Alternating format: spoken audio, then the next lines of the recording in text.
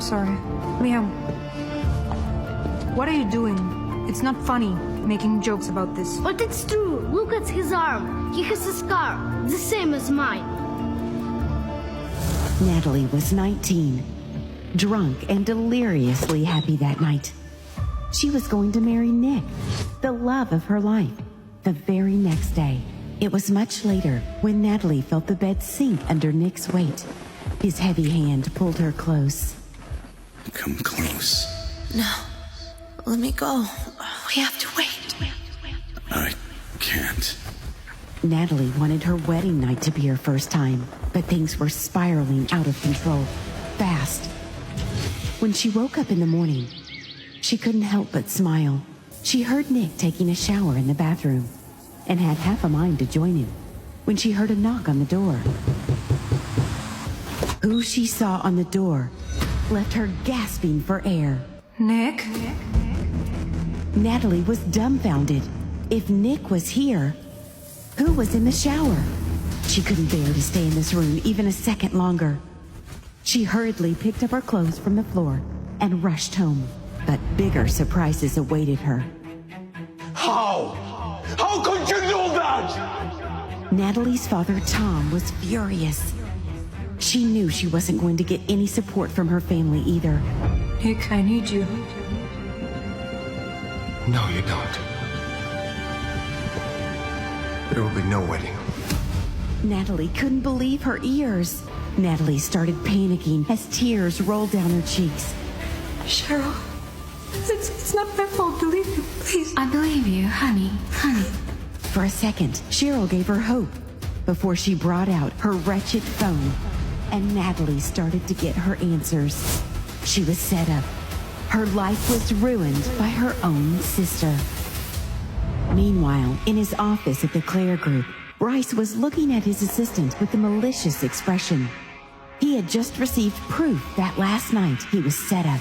His drink was spiked, and in this state, he was sent to a different room than the one he had booked for himself. The girl had been brought into the same room earlier that night, and she too seemed under influence.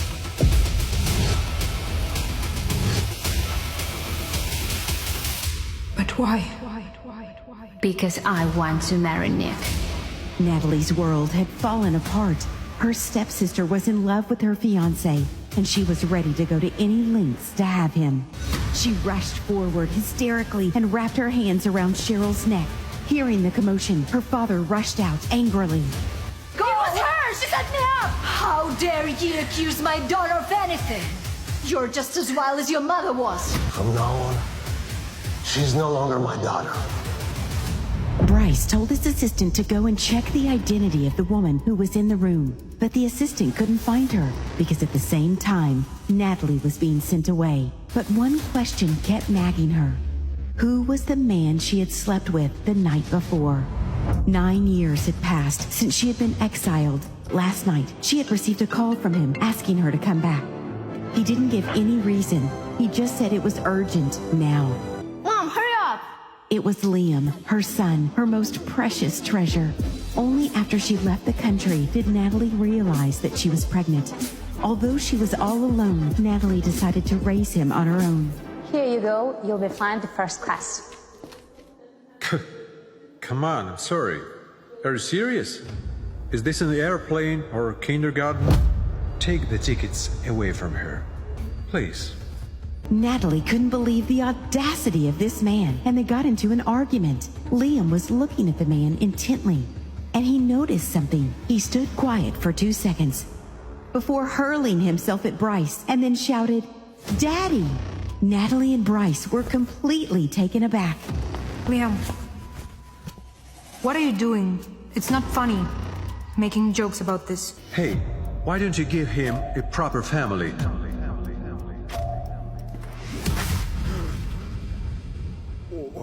Don't you dare tell me and my son how to live our lives. Liam, come on.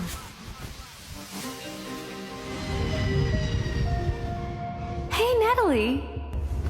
Cheryl held Nick's hand and smiled, leaning on his shoulder. Natalie thought that she no longer felt anything for them, but after seeing this, the hatred in her heart skyrocketed. Her stepsister and her ex-fiancé were getting married. Mister, you forgot your wallet. Did it fell out? Or maybe you pulled it out? Before Nick and Cheryl could humiliate them further, Natalie jumped in to say that Liam was her son. Wait. Don't tell me you gave birth after you cheated on Nick. Nick, who had been standing beside his fiancée without saying anything, called Liam illegitimate. Natalie almost couldn't believe that this man standing in front of her, calling her son illegitimate, was the same person she had loved back then. The slap was loud and clear. If you say that again, you'll get a second one. It goes for you too. Fraud.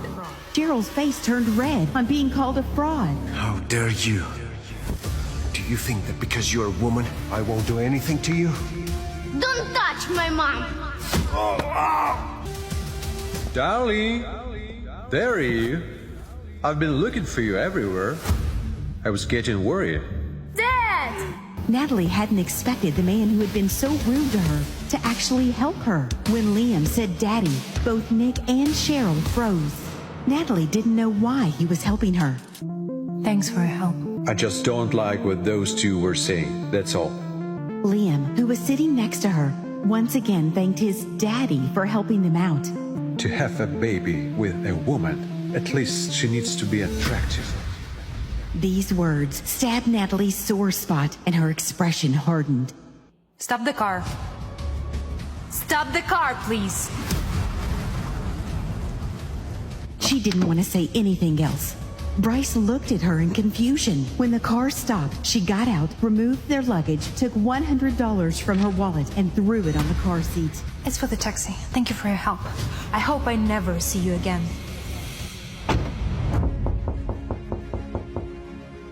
Natalie quickly stepped forward to hug her granny. Her heart warmed and her eyes filled with tears. How much suffering have you endured while you've been away? Hello, I'm Liam.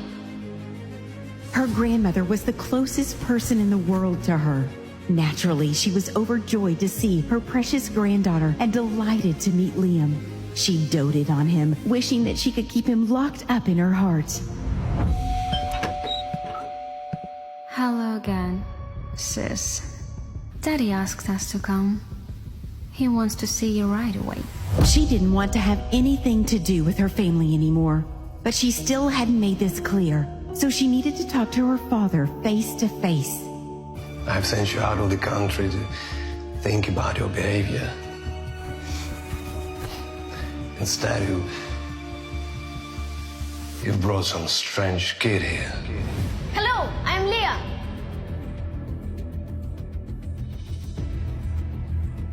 I will never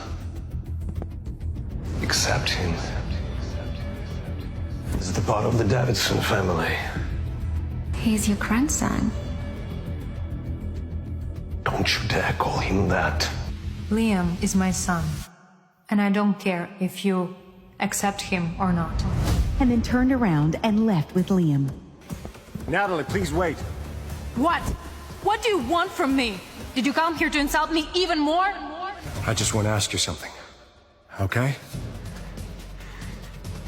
What did you mean when you called Cheryl a fraud yesterday? What? You the fraud. You cheated on me behind my back. Are you done? I had been set up, and you just walked away. You didn't give me an ounce of trust. So stay with your Cheryl now. You both deserve each other. What do you mean? You were set up. To know more, swipe left and download the Pocket FM app.